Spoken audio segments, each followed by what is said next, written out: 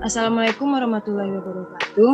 Saya Widi Putri Masani dengan NIM 20151-2018 dari jurusan Ilmu Ekonomi.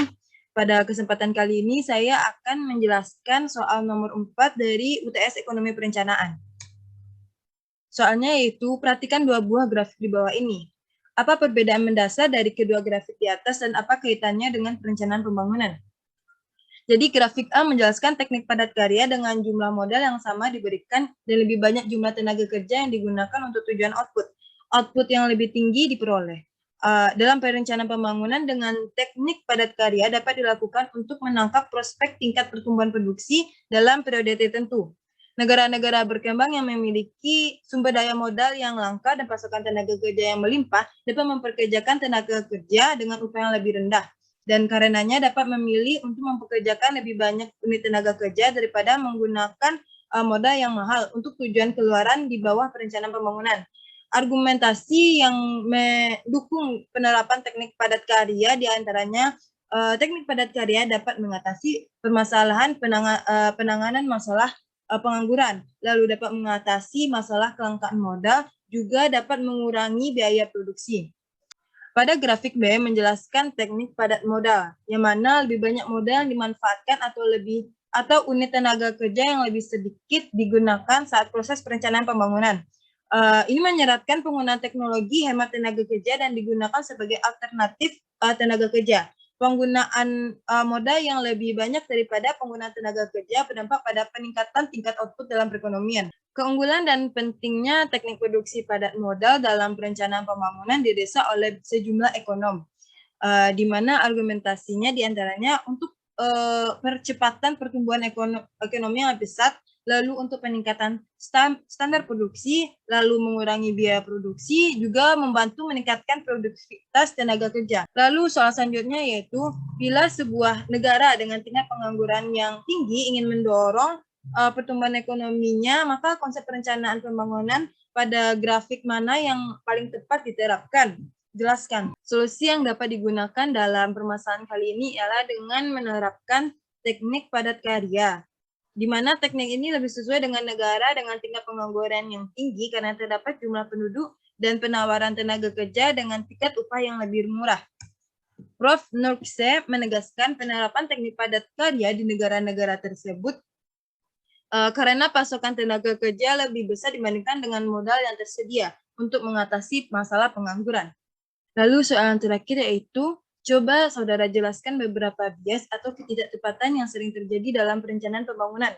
Bias yang pertama yaitu adanya kecenderungan berpikir bahwa dimensi rasional dari pembangunan lebih penting dari dimensi moralnya. Yang kedua, dimensi material lebih penting daripada dimensi kelembagaannya. Dan yang ketiga, dimensi ekonomi lebih penting dari dimensi sosialnya. Akibatnya ialah alokasi sumber daya pembangunan diprioritaskan menurut jalan pikiran yang demikian. Lalu bias yang kedua yaitu pendekatan pembangunan yang berasal dari atas lebih sempurna daripada pengalaman dan aspirasi pembangunan di tingkat bawah atau grassroots. Akibatnya, kebijakan pembangunan menjadi kurang efektif karena kurang mempertimbangkan kondisi yang nyata dan hidup di masyarakat. Lalu bias yang ketiga yaitu pembangunan masyarakat banyak di tingkat bawah lebih memerlukan bantuan material daripada keterampilan teknis dan manajerial. Lalu yang bias keempat, teknologi yang diperkenalkan dari atas selalu jauh lebih ampuh daripada teknologi yang berasal dari masyarakat itu sendiri. Lalu bias kelima, lembaga-lembaga yang telah berkembang di kalangan rakyat cenderung tidak efisien dan kurang efektif, bahkan menghambat proses pembangunan. Anggapan ini membuat lembaga-lembaga masyarakat di lapisan bawah kurang dimanfaatkan dan kurang ada ikhtiar untuk memperbaruinya, memperkuat serta membudayakannya. Lalu bias yang keenam yaitu orang miskin adalah miskin karena bodoh dan malas. Dengan demikian cara menanganinya haruslah bersifat paternalistik seperti memperlakukan orang bodoh dan malas dan bukan dengan memberi kepercayaan. Dengan anggapan ini masalah kemiskinan dipandang lebih sebagai usaha sosial atau charity dan bukan usaha penguatan ekonomi. Lalu bias ke-8 adalah ukuran efisiensi pembangunan yang salah diterapkan. Misalnya ICOR. Diartikan bahwa investasi harus selalu diarahkan pada yang segera menghasilkan bagi pertumbuhan. Lalu bias ke-9 yaitu sektor pertanian dan pedesaan adalah sektor tradisional, kurang produktif, dan memiliki masa investasi yang panjang. Karena itu, kurang menarik untuk melakukan investasi modal besar-besaran di sektor itu. Anggapan ini mengakibatkan prasangka dan menghambat upaya untuk secara sungguh-sungguh membangun usaha pertanian dan usaha kecil di pedesaan. Lalu bias yang terakhir yaitu kegiatan investasi makin cenderung terpusat di perkotaan, di sektor industri yang justru banyak disubsidi dan diproteksi, yang akibatnya juga mendorong urbanisasi. Pengalaman Taiwan dan Jepang menunjukkan bahwa investasi di wilayah pedesaan dapat meningkatkan pertumbuhan dan sekaligus pemerataan yang menyebabkan ekonominya menjadi kukuh.